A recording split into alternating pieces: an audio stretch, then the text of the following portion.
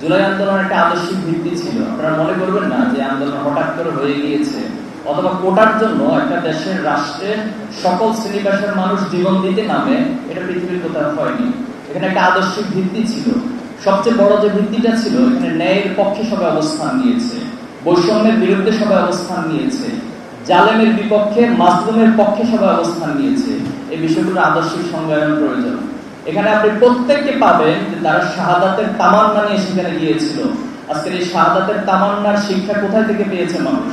আপনি নিঃসন্দেহে সেই সময়ের চিত্রগুলো, ভিডিওগুলো এখনো যদি আপনি দেখেন, পাবেন যে একদিকে গোলাগুলি হচ্ছে, রক্ত যাচ্ছে, জীবন দিচ্ছে, আর একদিকে আজান হচ্ছে, মুয়াজ্জিন ইকামত দিচ্ছে, সবাই নামাজে দাঁড়িয়ে যাচ্ছে। কোথায় পেয়েছে এই শক্তি? সেখানে। আজকে আমাদেরকে আদর্শিক সংজ্ঞায়নটা সবার আগে ঠিক করতে হবে। এই জাতিসত্তার একটা ইতিহাস রয়েছে, একটা সমৃদ্ধ ইতিহাস রয়েছে। লড়াই সংগ্রাম, রক্তের উপর দিয়ে জাতি দাঁড়িয়েছে।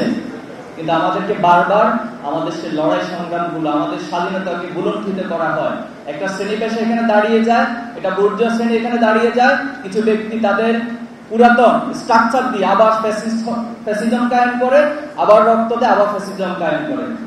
আমরা চাই যে এই জাতিসত্তার যে শিকড়ের সন্ধান, সেই সংজ্ঞায়নের মধ্য দিয়ে একটা আদর্শিক ভিত্তি স্থাপিত হবে ইনশাআল্লাহ। এখানে স্যাক্রিফাইসের দৃশ্যগুলো আপনাদের মনে আছে যে একজন ভাই শহীদ হয়ে যাচ্ছেন, আরেকজন শহীদ হবেন, এরপরও তিনি ওনাকে কোলে করে নিয়ে এসে হসপিটালে নিয়ে যাচ্ছেন। তিনি জানেন যে হসপিটালে গেলে ওনাকে গ্রেফতার করবেন, এরপরও তিনি গিয়েছেন। সেখানে যখন আমরা লড়াই সংগ্রামে লিপ্ত ছিলাম, পানি নিয়ে আসা হয়েছে, খাবার নিয়ে আসা হয়েছে, খুবই সামান্য, কিন্তু তিনি নিজে না খেয়ে বলা হয়েছে আমার অপর ভাইকে দিন। একজন আহত হয়েছে, তাকে যখন হসপিটালে নিয়ে যাওয়ার জন্য সবাই ধরাধরি করে নিয়ে যাচ্ছিল, তিনি বলছেন আমাকে নিয়ে টেনশন করতে হবে না, আপনারা আন্দোলনে সবাইকে নিয়ে টেনশন করুন, তাদেরকে এগিয়ে যান।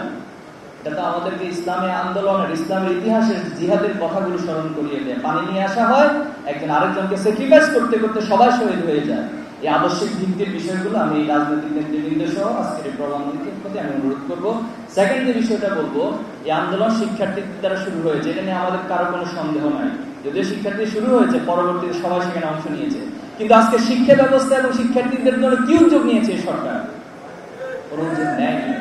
একটি এতগুলো সংস্কার কমিশন হয়েছে, একটা শিক্ষা সংস্কার কমিশন গঠন করা হয়নি। আজকে শিক্ষার্থীর একটা মানসিক ট্রমার মধ্য দিয়ে যাচ্ছে। তারা তাদেরকে ভাই হারিয়েছে, বন্ধুকে হারিয়েছে, রক্তাক্ত সে চেহারাগুলো এখনো চোখের সামনে ভাসছে।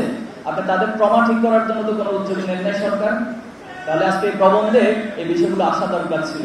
আমাদের এই জাতিসত্তার বিকাশের জন্য এখানে জ্ঞান বিজ্ঞানের উৎকর্ষতা সাধনের পাশাপাশি নৈতিক মূল্যবোধের সমন্বয়ে একটা শিক্ষা ব্যবস্থা প্রণয়ন করতে হবে, এই দাবি আমি উপস্থাপন করছি। তৃতীয় যে বিষয়টা বলতে চাই সেটা হলো, আমাদের অসংখ্য ভাইয়ের ঘুম রয়েছে। ঘুম অবস্থায় এখানে অনেকে ফিরে এসেছেন, অনেকে লাশ হয়ে ফিরে এসেছেন। ইসলামী ছাত্র শিবিরের 7 জন ভাই এখনো ফিরে আসে নাই। এটা নিয়ে তো কোনো সিদ্ধান্ত আজকে 1 বছর পরে নিতে পারেন না রাষ্ট্র। অথবা তাদেরকে ফিরিয়ে নিয়ে আসেন, অথবা অন্তত এই ঘোষণাটা দেন যে তারা দুনিয়াতে বেঁচে নাই। এই কাজটা তো 1 বছরে আপনারা করতে পারেন না। আমরা তাদের পরিবারের কাছে কি জবাবটা দেব?